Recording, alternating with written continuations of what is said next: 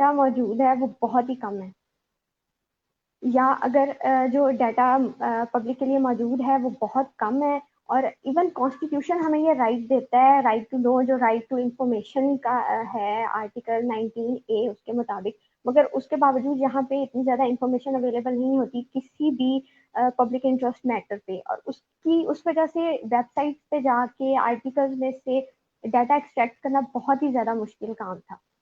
مگر خیر ہم لوگوں نے یہ کیا. اس کے بعد ہم لوگوں نے ایک رف ڈرافٹ تیار کیا.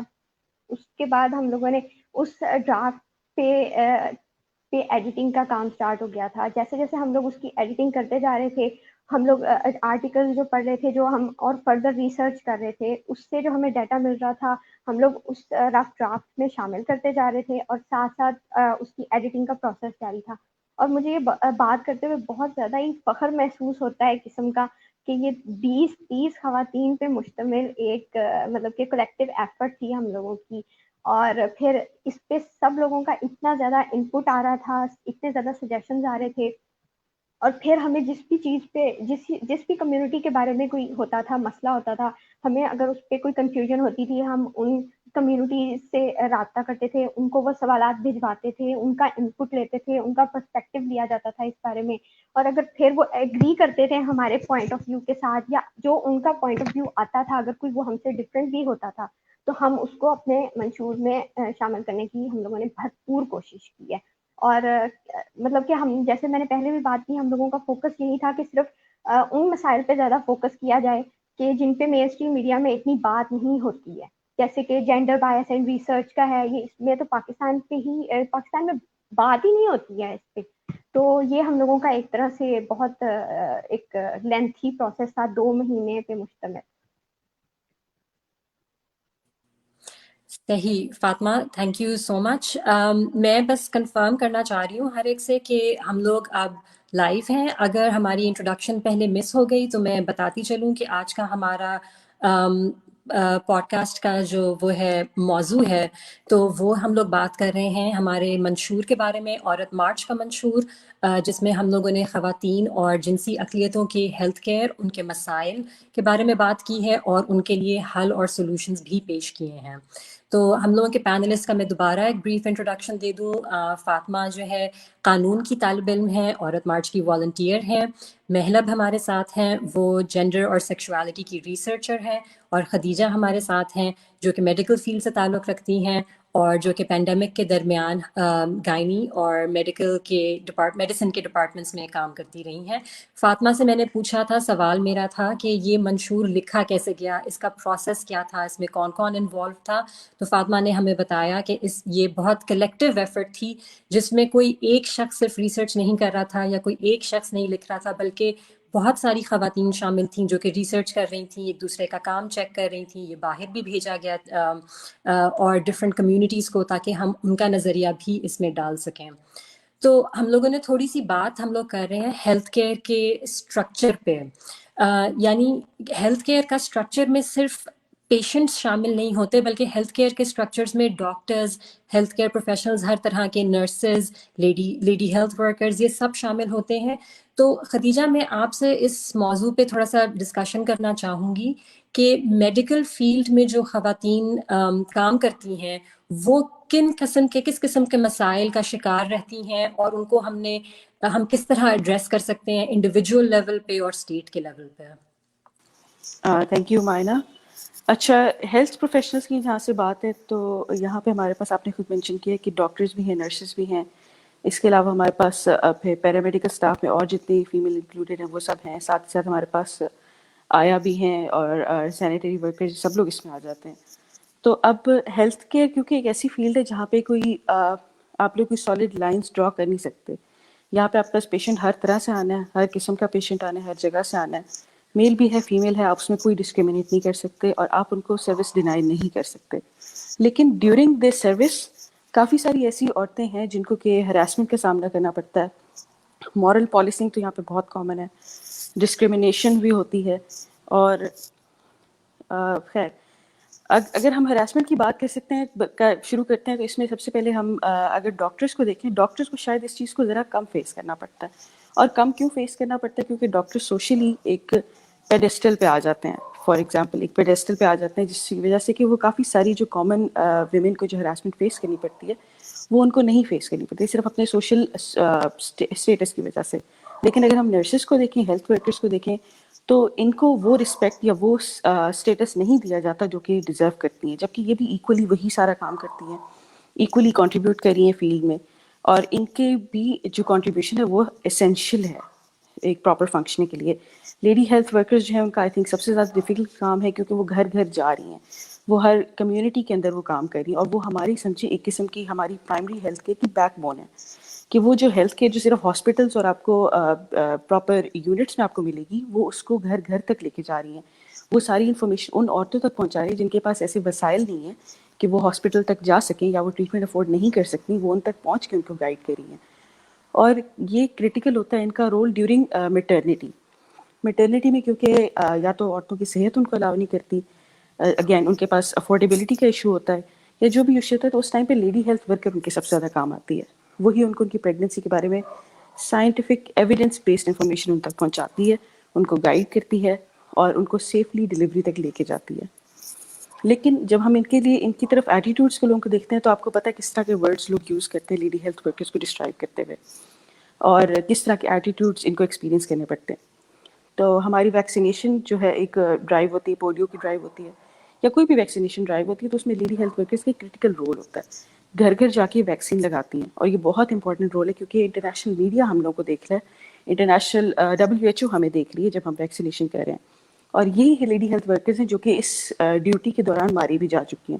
ان کو گولیاں لگی ہیں, ان کو گھروں سے دھکے مار کے نکالا گیا, انہوں نے بہت کچھ فیس کیا صرف اپنی سروس کو پرووائڈ کرتے ہوئے. اچھا, ڈسکریمنیشن کی اگر میں بات کروں تو یہاں پہ آپ کہہ سکتے ہیں کہ ڈسکریمنیشن اس طرح آتی ہے کہ میل اور فیمیل جب دونوں جینڈرس کو آپس میں کمپیئر کیا جاتا ہے. یہاں پہ جنرلی ایک اوپینین ہمارے دماغ میں یہ ہے کہ جو ہم جنرلی ہاسپٹل میں دیکھتے ہیں کہ ڈاکٹر جو ہے وہ ہمیشہ میل جو پرسن آپ کو سرو کرے وہ ڈاکٹر ہے, اس کے علاوہ جتنی بھی ہے ساری سسٹرز ہیں. تو ہم لوگ کو آئی ایم ناٹ سیئنگ کہ نرس ہونا کوئی بری بات ہے جس طرح کی بات ہے, لیکن ہم لوگ کو جنرلی لوگ ازیوم کرتے ہیں کہ ہم بھی نرسز ہیں تو ہم ہی بولیں گے سسٹر یہ کام کر دیں. لیکن جو ہمارے میل ڈاکٹرز ان کو کوئی بردر نہیں بلاتا, ان کو کوئی ان سے کوئی اس طرح چھوٹے موٹے فیورز نہیں ایکسپیکٹ کرتا کہ آپ ہمیں ہمارا کمبل ٹھیک کر دیں, ہمیں پانی لا دیں, اس طرح کی چیزیں وہ فیمیل ڈاکٹر سے ایکسپیکٹ کرتے ہیں, میل سے نہیں ایکسپیکٹ کرتے. پھر میڈیکل کمیونٹی کے اپنے اندر ڈسکریمنیشن بہت زیادہ ہے. اپنے اندر کیسے ڈسکریمنیشن ہے کہ ہمارے کچھ میل ڈاکٹرز ہیں وہ ان چیزوں کو اسٹیریوٹائپ کرتے ہیں کہ کچھ فیلڈ جو ہیں وہ فیمیل فرینڈلی ہے, کچھ فیلڈ فیمیل فرینڈلی نہیں ہیں. تو ان جگہوں پہ فیمیل, اب ایسا تو نہیں کہ فیمیل ڈاکٹر کی ضرورت نہیں ہوتی وہاں پہ, جو مردوں کے ایشوز ہیں وہی عورتوں کے بھی ایشوز ہیں, وہ بھی پیشنٹس وہاں پہ آئیں گی, ان کو بھی کسی نے ٹریٹ کرنا ہے, and most of the time they are reluctant to be treated by male doctors. تو ایسے پوائنٹس پہ پھر خیر وہ تو نہیں مانتے, لیکن ہمیں پتہ ہے کہ ہر جگہ پہ فیمیل ڈاکٹرز کی ضرورت ہے, لیکن فیمیل ڈاکٹرز کو زیادہ تر ایسی میل ڈومیننٹ فیلڈ میں ویلکم نہیں فیل کرایا جاتا, جس میں آرتھوپیڈکس ہو گئی, سرجری ہو گئی, اس طرح کی فیلڈ میں women generally do not feel welcome. تو وہ اس طرح کی فیلڈس پریفر نہیں کرتی جنرلی, جس کی وجہ سے کیا ہوتا ہے کہ ہمارے پاس ایک بہت بڑا ڈیفیسٹ ہوتا ہے فیمیل ڈاکٹرز کا, اور اس کی وجہ سے بہت ساری عورتیں ایسی ہوتی ہیں جو کہ اپنے ہیلتھ پرابلم سامنے لے کے نہیں آتی کیونکہ ان کو کوئی فیمیل ڈاکٹر مل نہیں رہی ہوتی, وہ ریلکٹنٹ ہوتی ہیں میل ڈاکٹر کے پاس جا کے چیک کرانے میں. پھر اگر بات کی جائے کہ عورتیں کو ورک فورس میں آپ نے لانا ہے تو اس کے لیے آپ کو ایک پراپر میکینزم بنانا پڑتا ہے ان کو سپورٹ کرنے کا. اب کیونکہ ہم ایسی سوسائٹیز میں رہتے ہیں جہاں پہ کہ بڑے اسٹرکٹ جینڈر رولس ہیں, ان جینڈر رولس پہ کوئی عورت پوری نہیں اترتی تو اس کو اپنے پرابلمس فیس کرنے پڑیں گے میرٹل لائف میں. یہ ایک قسم کی ہماری سوسائٹی کی چیز ہے جس کو ابھی تک ہم چینج نہیں کر سکے. بہت کم لوگ ہیں جو اس چیز کو انڈرسٹینڈ کرتے ہیں, اس کو واقعی چینج کرنا چاہتے ہیں. تو یہاں بات آتی ہے ان ہیومین ورکنگ آورس کی. آپ فیمیل ڈاکٹر سے بھی ایکسپیکٹ کریں گے وہ 24 آورس کام کرے گی, 24/7 کام کرے گی جس طرح کہ ایک میل ڈاکٹر کرتا ہے. ایٹ دا سیم ٹائم آپ اس کو سپورٹ نہیں پرووائڈ کر رہے, آپ اس کو کسی قسم کی فائنینشیل ہیلپ نہیں دے رہے کہ وہ ہاؤس ہیلپ افورڈ کر سکے, آپ اس کو ڈے کیئرس کی فیسلٹی نہیں دے رہے. پھر ساتھ ہی ساتھ آپ لوگوں نے کوئی ورکنگ آورس کی لمٹ نہیں رکھی کہ جس دوران وہ اگر کام کرتی بھی ہیں تو ان کے پاس ایک اپروپریٹ ٹائم ہونا چاہیے to give time to their family. ان کے پاس مینٹل ہیلتھ کے لیے پراپر بریکس ہونی چاہیے, ان کی میٹرنیٹی لیو گارنٹیڈ ہونی چاہیے. پھر ساتھ سے پیٹرنیٹی لیو کا تو یہاں پہ کانسیپٹ ہی نہیں ہے. اگین پھر آپ اس کو ری انفورس کرتے ہیں اسی آئیڈیا کو کہ ساری جو چائلڈ ریئرنگ ہے یہ ساری کی ساری رسپانسبلٹی فیمیل کی ہے, جس سے کہ دوبارہ سے برڈن سارا کا سارا فیمیلز پہ آ جاتا ہے. تو یہ کچھ ان فرینڈلی ہماری پالیسیز ہیں جن کے بارے میں ہماری اپنی ہیلتھ اسٹیبلشمنٹ بات کرنے کے لیے بھی ریڈی نہیں ہے. کہ ہمارے اپنے پروفیسرز، ہمارے اپنے سینئرز ان چیزوں کو ڈسکس نہیں کرنا چاہتے کہ ہمارے ورکنگ آورز واقعی ہی انہیومین ہیں اور ان کے کیا افیکٹس ہیں فیملیز پہ، ڈاکٹرس پہ، اور ان کی اوور آل ہیلتھ پہ کیا افیکٹس ہیں.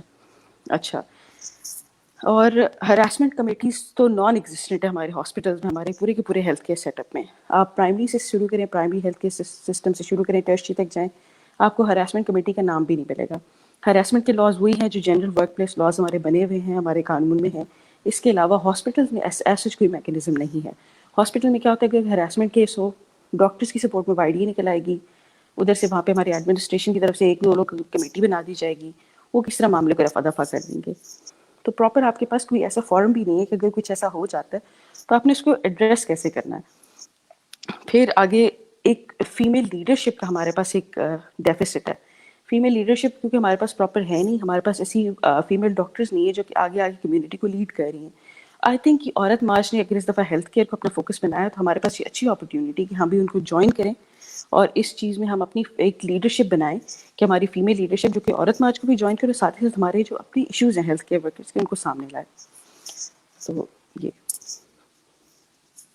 بالکل. خدیجہ، تھینک یو سو مچ، آپ نے اتنی ڈیٹیل میں یہ ساری باتیں ہم لوگوں کے ساتھ شیئر کی. اور میں اس سے یہ لنک کرنا چاہوں گی کہ آپ نے جتنے بھی مسائل بیان کیے ہیں وہ ہم دیکھ سکتے ہیں کہ یہ سب ایک اسٹرکچرل اور نظام کے مسائل ہیں. تو ہم جب بات کرتے ہیں پیٹریارکی کی کہ وہ ہمارے زندگی کے ہر پہلو کو چھوتا ہے، ہر پہلو پہ اثر ڈالتا ہے، تو ہم ان چیزوں کے بارے میں بات کرتے ہیں کہ ہمارے جو رولز اور ریگولیشنز ہیں ہمارے انسٹیٹیوشنز میں، ہمارے کام کرنے کی جگہوں پہ، وہ سب اس پدر شاہی کی سوچ سے اتنے متاثر ہیں جہاں پہ عورتوں کو ایک انسان کی طرح سوچ کے کنسیڈر ہی نہیں کیا جاتا، جہاں پہ ان کو بہت ہی غیر اہم، غیر ضروری سمجھا جاتا ہے. تو پھر یہ سارے رویے جن کی بارے میں آپ بات کر رہی ہیں، ان سب کا روٹ کاز جسے کہتے ہیں وہ یہ ایک پیٹریارکی ہی نکلتا ہے، جہاں پہ یہ سوچا ہی نہیں جاتا کہ عورتوں کے مسائل کو کس طرح ان کے بارے میں سوچا جائے، کس طرح ان کو ٹیکل کیا جائے. آپ نے ایک اور بہت ہی اہم بات کی اس میں ایکسس ہیلتھ کیئر کی رسائی تک، صحت کی دیکھ بھال تک رسائی تک کی آپ نے بات کی کہ اس میں لیڈی ہیلتھ ورکرز کتنا اہم رول ادا کرتی ہیں. تو اس کے بارے میں ایک آدھ پوائنٹس مینشن کرنا چاہوں گی کہ ہم لوگوں جب اپنی ریسرچ کر رہے تھے تو ہم لوگوں نے رورل اربن ڈیوائڈ بہت ہی اسٹارک قسم کا دیکھا. ہم نے دیکھا کہ گاؤں میں ہر 10,000 کی پاپولیشن کے لیے کوئی قریباً 3 ڈاکٹر ہیں، جبکہ شہروں میں 14 ڈاکٹر موجود ہیں. 14 بھی کم ہے، میرے خیال سے تو اور ہونے چاہیے. لیکن آپ سوچیں کہ جو خواتین پھر اس نظام میں ہیں جو کہ اپنے گھر سے باہر اکیلے نہیں جا سکتی کیونکہ ان کو ڈر ہوتا ہے ہراسگی کا، یا پھر ان کے گھر والے اجازت نہیں دیتے کہ وہ جائیں، تو وہ شہروں میں جا کے اس طرح ہیلتھ کیئر ایکسس نہیں کر سکتی. تو ان کے لیے تو یہ دو طرفہ ایک مسئلہ بن جاتا ہے کہ نہ تو اویلیبل ہے ہیلتھ کیئر، نہ ہی وہ اسے ایکسیس کر سکتی ہیں. ہم ثنا نے ہمیں جوائن کر لیا ہے، تو میں ثنا ایوب کی تھوڑی سی انٹروڈکشن دیتی چلوں. یہ empower welfare foundation for youth and persons with disabilities کی فاؤنڈر ہیں اور national forum of women with disabilities کی پروونشل کوآرڈینیٹر ہیں. ثنا، تھینک یو سو مچ، آپ ہمارے ساتھ ہیں. اور ہم لوگ چونکہ بات کر رہے ہیں ابھی اس بارے میں کہ ہیلتھ کیئر تک ایکسیس کے بارے میں، تو اگر آپ اپنے لیوڈ ایکسپیرینس سے ہم لوگوں کے ساتھ کچھ باتیں شیئر کریں، کچھ ایسے ایکسپیرینسز شیئر کریں جو آپ نے دیکھے اپنے پروفیشنل یا پرسنل لائف میں، کہ جہاں پہ جو ڈفرینٹلی ایبلڈ خواتین ہیں ان کو ہیلتھ کیئر ایکسیس کرنے میں کیا کیا مسائل درپیش آتے ہیں، کیا یہ اسٹرکچرل مسائل ہیں، کیا یہ سوسائٹل مسائل ہیں. اگر آپ اس کے بارے میں تھوڑی سی بات کریں تو that would be very good. Thank you so much. اور مجھے بہت اچھا لگا کہ آپ نے اس دفعہ وومن ود ڈسیبلٹیز کو بھی انکلوڈ کیا، بیکاز ایک کافی نگلیکٹڈ سمجھا جاتا ہے، ہمیں سوسائٹی میں انکلوڈ نہیں کیا جاتا. بیسکلی میری جو ڈسیبلٹی ہے وہ مسکولر ڈسٹروفی ہے اور میں ویل چیئر باؤنڈ ہوں. تو اس حوالے سے میرا جو ایکسپیرینس رہا ہے ہیلتھ کیئر کے حوالے سے وہ کافی نیگیٹو رہا، بیکاز یہ کہ ڈاکٹرس کو ہی اویئرنیس نہیں ہوتی کہ انہوں نے اسپیشل وومن ود ڈسیبلٹی کے ساتھ یا پرسن کے ساتھ کس طریقے سے ڈیل کرنا ہے. ان کو یہ اویئر نہیں ہوتا کہ ان کی ڈسیبلٹی کیا ہے. اگر ان کو ڈسیبلٹی بتا بھی جائے تو ان کا کوئی ایسا پازیٹیو فیڈ بیک نہیں ہوتا کہ وہ اس کا نالج بھی رکھتے ہیں. تو یہ ہے کہ جو جیسے اب پولیو کے بارے میں لوگ کافی جانتے ہیں، کیونکہ بیکاز اس کو کافی حد تک اس کو ہائی لائٹ کیا جاتا ہے تھرو میڈیا کے تھرو بھی، اور تھرو یہ ہے کہ آپ اپنا ایک کریکولم دیکھ لیں، اس میں بھی پولیو کا ضرور ایک کوئی نہ کوئی سبجیکٹ انکلوڈیڈ ہے. لیکن اگر دیکھا جائے اوور آل تو ڈسیبلٹی کے حوالے سے اتنی اویئرنیس نہیں ہے کہ اگر کوئی ان کے پاس پرسن میں ڈسیبلٹی آ جاتا ہے تو اس کو کس طریقے سے ہینڈل کرنا ہے.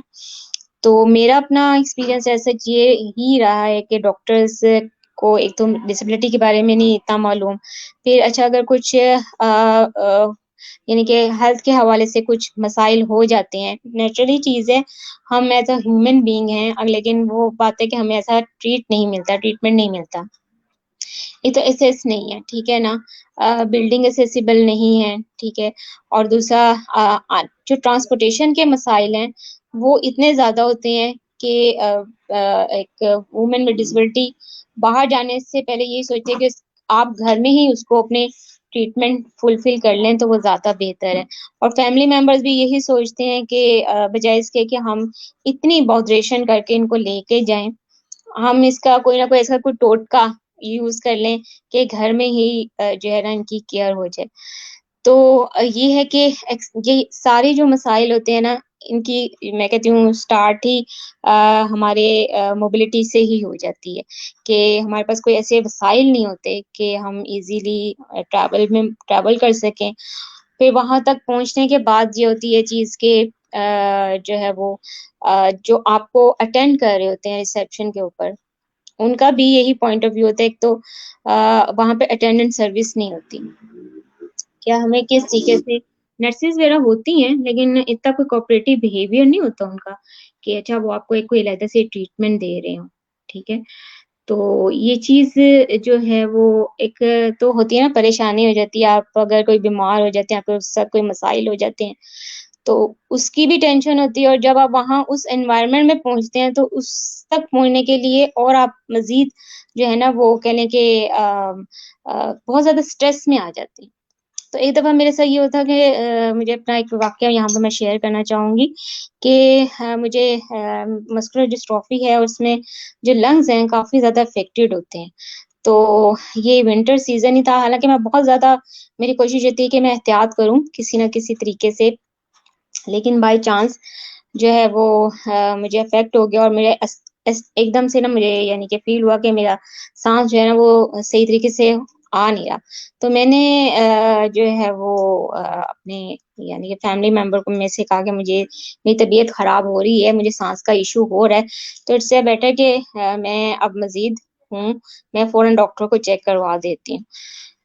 تو میں جب ڈاکٹر کو چیک کروانے گئی تو وہاں پہ جو ڈاکٹرز تھے ان کا ایک تو یہ کہنا تھا کہ ایکس ریز میں میرا تو بہت ایشو آ رہا تھا، کیونکہ وہ اس کی ٹیبل کافی ہائٹ پہ تھی، اور اس کے بعد انہوں نے مجھے کہا کہ آپ اس کے اوپر اب لیٹ نہیں سکتی، تو اس کا کیا حل ہو سکتا ہے.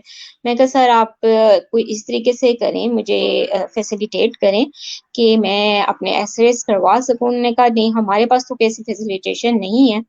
اب شفٹنگ کا مسئلہ تھا، وہ جو نرسز تھیں وہ کہیں تھی کہ نہیں ہم تو نہیں کر سکتے ان کو شفٹ، تو آپ کوشش کریں کہ ان کو اسی طریقے سے ہینڈل کر لیں. اب ویل چیئر کے اوپر تو پاسبل نہیں تھا، بیکاز اس کی جو ریز ہوتی ہیں وہ آپ انہی سے ایکس ریز ہوتا ہے. تو انہوں نے کہا کہ اچھا چلیں ٹھیک ہے ہم ایک ٹیبل رکھتے ہیں تو اس کے اوپر پھر آپ کو شفٹ ہونا پڑے گا. اینی ہو میرے بھائی جو تھے ساتھ میں انہوں نے مجھے شفٹ کیا اس کے اوپر، اور اتنی مشکل سے ایکس ریز ہوئے کہ کم از کم مجھے 1 گھنٹہ لگ گیا وہاں پہ. تو انہوں نے ڈاکٹر نے بعد میں مجھے جب ایکس ریز ہو گئے تو انہوں نے مجھے بعد میں کہا کہ آپ کوشش کیا کریں کہ آپ بیمار نہ ہوا کریں. تو میں ان کی بات سن کے مجھے بہت زیادہ ہنسی آئی، حالانکہ اس وقت میری طبیعت بہت زیادہ خراب تھی. تو میں نے ان سے کہا کہ سر میں انسان ہوں، میں کوئی رپورٹ نہیں ہوں کہ میں کہوں کہ میں بیمار ہی نہ ہوں. ہاں یہ ہے کہ احتیاط بہت ضروری ہے. تو میں نے کہا وہ میں ضرور کرتی ہوں، بیکاز میرے ساتھ ظاہر ملٹیپل ایشوز ہیں. تو ڈسیبلٹی کا ایشو ہے تو ظاہر اس کے ساتھ تھوڑے ملٹیپل ایشوز ہوتے چلے جاتے ہیں آپ کے. تو انہوں نے کہا کہ میں ان کی بات سن کے کافی یعنی کہ شوق بھی ہوئی. لیکن میرا جتنا بھی وزٹ رہا ہے ہاسپٹلس میں، جیسے میں اپنا ڈسیبلٹی سرٹیفکیٹ بھی بنوانے گئی، تو مجھے اچھے طریقے سے یاد ہے جب میرے فادر مجھے ڈسیبلٹی سرٹیفکیٹ بنوانے کے لیے لے کے گئے تو ڈاکٹرز نے ان کو بالکل آئیڈیا نہیں تھا کہ میری ڈسیبلٹی کیا ہے. ٹھیک ہے، انہوں نے مجھے کھڑا کر کے دیکھا، حالانکہ میں کھڑا نہیں ہو سکتی تھی بیکاز میری لیگس میں اتنی پاور نہیں تھی. تب میری ڈسیبلٹی جو تھی نا کافی انکریز ہو رہی تھی. تو انہوں نے مجھے کھڑا کر کے کھڑا کرنے کی کوشش کی. اچھا یہ کھڑا نہیں ہو سکتی، اچھا اس کی ٹانگوں کا مسئلہ ہے، یعنی وہ ایک اسپیسیفک نیم ان کو بالکل بھی نہیں پتا تھا کہ مسکولر ڈسٹرافی ہوتی کیا ہے. اچھا ٹھیک ہے، یہ فزیکل ڈسیبل ہیں، ٹھیک ہے ہم اس کے اوپر سرٹیفکیٹ کے اوپر لکھ کے دے دیتے ہیں. اور سیکنڈلی بات یہ کہ جب آپ کے سامنے میں ویل چیئر پر آ رہی ہوں تو اٹس مین کہ میرے ساتھ ڈسیبلٹی ہے. ٹھیک ہے، تو آپ کو اتنا کھڑا کر کے دیکھنے کی کیا ضرورت تھی. مجھے اتنی وہ، حالانکہ میرا بچپن تھا لیکن مجھے ابھی یہ واقعہ یاد آتا ہے تو مجھے کافی وہ ہوتی ہے کہ آپ مجھے کھڑا کر کے دیکھنے کی اتنی ضرورت کیا تھی کہ ان کو کھڑا کریں. اچھا ان کی ٹانگوں پہ وزن نہیں پڑتا، یہ ہے وہ ہے. تو یہ کافی ایک جو ہے نا وہ نیگیٹو بیہیویئرز ہیں، وہ اسی وجہ سے ہی ہیں بیکاز لوگ جو ہیں اویئر نہیں ہیں وومین ود ڈسبلٹیز کے حوالے سے کہ اچھا یہ بھی ایز اے ہیومن بینگ ہیں، یا یہ بھی ایک رائٹ رکھتی ہیں، یا ان کے ساتھ کوئی مس ہیپ ہو جاتا ہے تو ان کو کس طریقے سے ہینڈل کرنا ہے. تو ڈاکٹرز کی ٹریننگ ہونا میں سمجھتی ہوں کافی ضروری ہے اس معاملات میں، کہ ان کو اویئر کیا جائے اباؤٹ ڈسیبلٹیز کے حوالے سے اور کس طریقے سے ان کو ہینڈل کرنا ہے، اور ان کو فیسیلیٹیشن کس طریقے سے فیسیلیٹیٹ کرنا ہے پرسن ود ڈسیبلٹی کو. ایک ویل چیئر پرووائڈ کرنے سے میرا نہیں خیال کہ آپ ہر طرح کی فیسلٹی پرووائڈ کر دیتے ہیں، یا آپ ایک ریمپ بنا دیں، وہ بھی میں کہتی ہوں اتنا اسیسیبل جو ہے وہ نہیں ہوتا. جو پرائیویٹ ہاسپٹل ہے وہاں پہ تو میرا خیال ہے جو ہے وہ اتنا کنسیپٹ بھی نہیں ہے کہ آپ کہیں کہ ہر ہاسپٹلس میں ریمپس وغیرہ بنے ہوئے ہیں. تو یہ مسائل جو ہیں وہ ہیلتھ کے حوالے سے ہیں. اور دوسرا یہ کہ ویل چیئر باؤنڈ جو فیمیل ہوتی ہے نا، اس نے سارا دن اپنی سیٹنگ پوزیشن رہنا ہے. ٹھیک ہے، تو ان کے لیے ایٹ لیسٹ جہاں تک میں یہ سوچتی ہوں جو اپنی شفٹنگ بھی نہیں کر سکتی، ان کو یورین کے لیے بھی کسی نہ کسی ہیلپر کی ضرورت ہوتی ہے، اور وہ اندرونی طور پر کافی بیماریوں کا شکار ہو جاتی ہیں. فیملی جو ہوتی ہے آپ کو سپورٹ کر رہی ہوتی ہے، لیکن یہ ہوتا ہے کہ ایک طرح سے اگر یہ چیز دیکھی جائے نا تو وہ ایک برڈن کی طرح ان کے اوپر ہوتی ہیں، کہ آپ یہ کہیں کہ وہ ان کے ساتھ اتنا آپ اپنے فیملی ممبرس کے ساتھ اس حد تک نہیں اٹیچ ہو پاتے. کیوں؟ کیونکہ آپ ایسا یہ ہوتا ہے کہ ان کے اوپر ایک برڈن کی طرح ہوتی ہے. تو اگر یہ ہماری سوسائٹی میں اٹینڈنٹ سروس کو پروموٹ کیا جائے، کیونکہ دیکھا جائے بیسیکلی تو بہت زیادہ جو ہے نا بے روزگاری ہے. اگر لوگوں کو اٹینڈنٹ سروس کے طور پر گورنمنٹ ان کو ہائر کرے، ان کو ایک طرح سے روزگار بھی مل سکتا ہے، اور وہ اسپیشل پرسن کو فیسیلیٹیٹ بھی کر سکتے ہیں ایز اٹینڈنٹ کے طور پہ.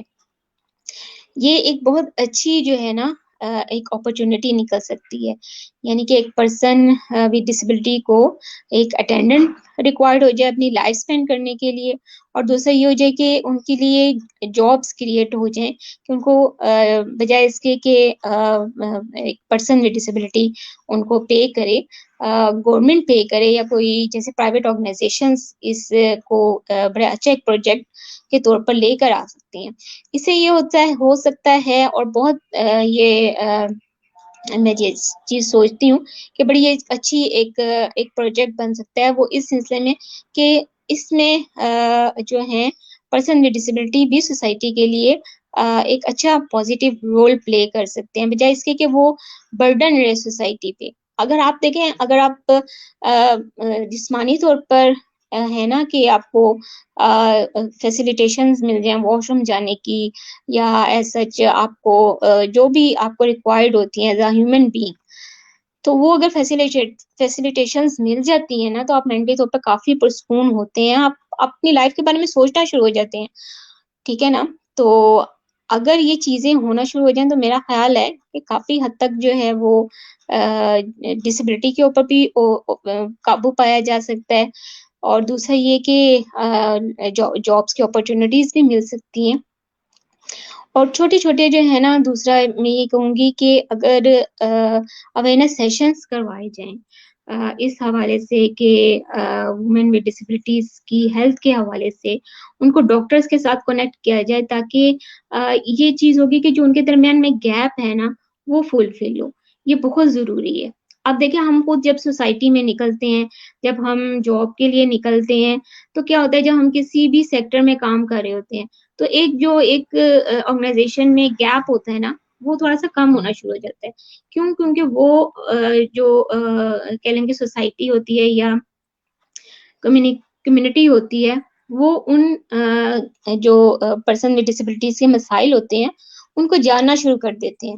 اس کے لیے بہت چیز ضروری ہے کہ سب سے پہلے تو پرسن ود ڈسیبلٹی خود سے اسٹیپ لے، ٹھیک ہے، لوگوں کو اویئر کروائے اپنے بارے میں. اب اگر آپ سے اب میری بات ہو رہی ہے، آپ کو میرے مسائل کے بارے میں پتہ چل رہا ہے، اس سے پہلے تو آپ کو بالکل بھی کوئی نالج نہیں ہوگا کہ ہمارے کیا مسائل ہیں.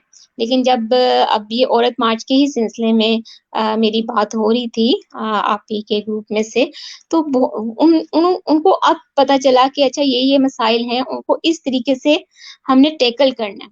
تو سب سے پہلے رسپانسبلٹی تو ہماری ہی بنتی ہے کہ ہم آپ کو اویئر کریں.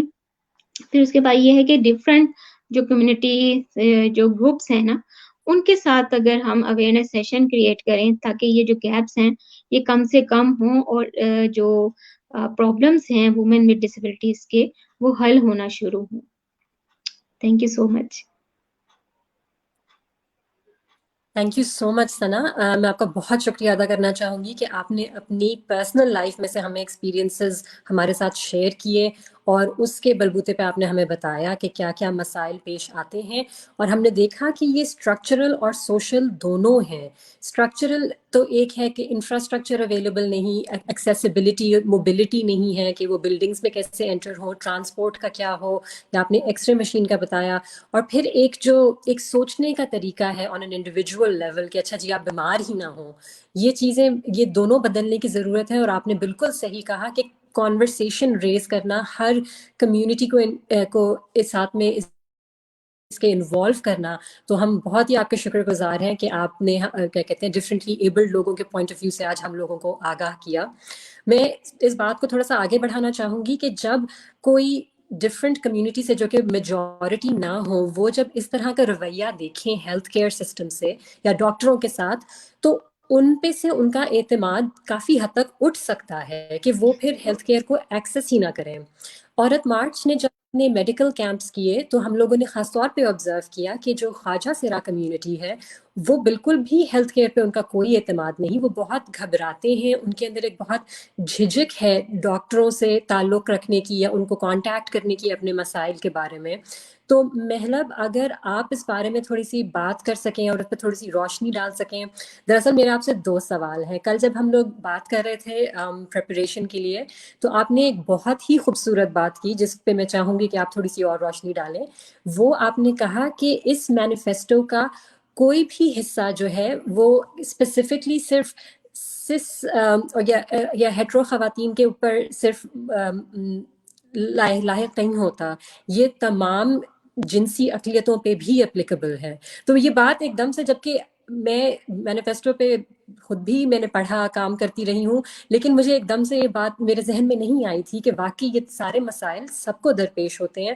تو میں چاہوں گی کہ آپ ذرا ہسٹوریکل کوئی پرسپیکٹو تھوڑا سا دے سکیں کہ ہیلتھ کیئر کے اوپر سے اتنا کیوں اعتماد اٹھا ہوا ہے، اور اس کو ہم لوگ کیسے آگے ایڈریس کر سکتے ہیں اسٹیٹ کی طرف سے یا انڈیویجول لیول پہ. اور جو آپ نے بات کی کہ مینیفیسٹو کا ایک سیکشن جو ہے وہ تمام عورتوں اور جنسی اقلیتوں کے لیے اپلیکیبل ہے. جی بہت شکریہ. اب بہت اچھے سوال ہیں آپ کے، اور لیکن میں چاہوں گی کہ آپ کے سوالوں کے جواب دینے سے پہلے کچھ میں بات کروں کہ میرا یہاں پہ ہونے کا اور ہم سب کا آج یہاں اکٹھا ہونے کا اور اس منشور میں اکٹھا ہونے کا کیا مطلب ہے، میرے نزدیک اس کا کیا مطلب ہے. تو میں اس بارے میں سوچ رہی تھی اور میرے ذہن میں یہ بات آئی کہ پدرشاہی نظام میں ہمارے اوپر ہونے والی اپریشنز، ہمارے مسائل ایک جیسے نہیں ہیں، اور ہمارے جو تعلقات ہیں وہ بھی نیچرلی نہیں بنے ہیں، ہماری الائنسز جو ہیں وہ آرگینکلی نہیں بنی ہیں. مجھے میری جو فیمنسٹ استاد ہیں سارہ سہیل جی، ان کی ایک بات یاد آتی ہے. وہ کہتی ہیں کہ it is the arc of those 15 years of work and activism کہ آج آپ عورت مارچ یا فیمنزم میں انکلوسیوٹی پر کانورسیشنز ہوتی ہوئی دیکھ رہے ہیں. تو اگر آج ہم اکثر سوال یہ کیا جاتا ہے کہ جنسی اقلیتوں کا عورت مارچ میں کیا رول ہے، کیا کام ہے، تو ضروری ہے کہ میں اس چیز کو تھوڑا سا ایڈریس کروں تاکہ میری جو گفتگو ہے اس کو فریم کیا جا سکے. تو جس طرح سارہ جی نے مجھے یہی بات کہی کہ یہ جو الائنسز آپ کو اب نظر آتی ہیں نا، یہ ان کے پیچھے بہت زیادہ کام گیا ہے، بہت زیادہ محنت گئی ہے، انویزیبل کام اور محنت ہے. یہ جو پودے آپ کو نظر آ رہے ہیں ان کے بیچ کئی سالوں پہلے بوئے گئے تھے. تو یہ it's a work in progress, اس میں تسلسل ہے. ٹھیک ہے. تو چونکہ ایسی اسپیسز میں اکثر جب تنوع کی، ڈائیورسٹی کی بظاہر شکل دکھانی ہوتی ہے تو اس کا جو ذمہ ہوتا ہے وہ اقلیتوں کے اوپر آتا ہے، اور جب اپنے مسائل کی بات کرنی ہوتی ہے، اپنی تکلیف کو پبلک کنزمپشن کے لیے پیش کرنا ہوتا ہے، تو وہ بھی اقلیتوں پہ ذمہ اکثر آ جاتا ہے. تو let me just say right here کہ ہم اقلیتیں تو ہیں، ہم ٹرانس لوگ اقلیتیں تو ہیں، لیکن ہم عورت مارچ میں اقلیت نہیں ہیں.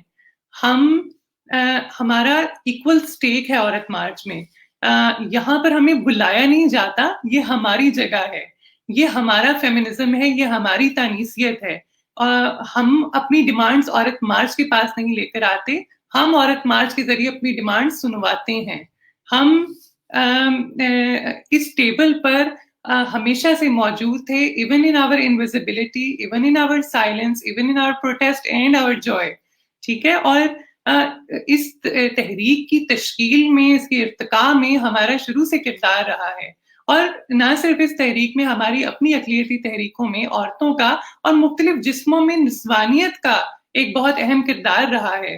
اور اب جب ایسا وقت آ گیا ہے کہ ہماری تحریکیں یا بڑی تحریکوں میں ہماری موجودگی کو ویزیبلٹی، امپاورمنٹ اور قانونی شناخت اور جھنڈوں کے میٹرک سے ناپا جانے لگا ہے، تو میرے لیے اور بھی ضروری ہے یہ کہنا کہ ہم ان سب چیزوں کے ساتھ موجود تو ہیں ایک تحریک میں، لیکن ہم ان چیزوں کے بغیر بھی موجود تھے. We were in the shadows, we were in the margins.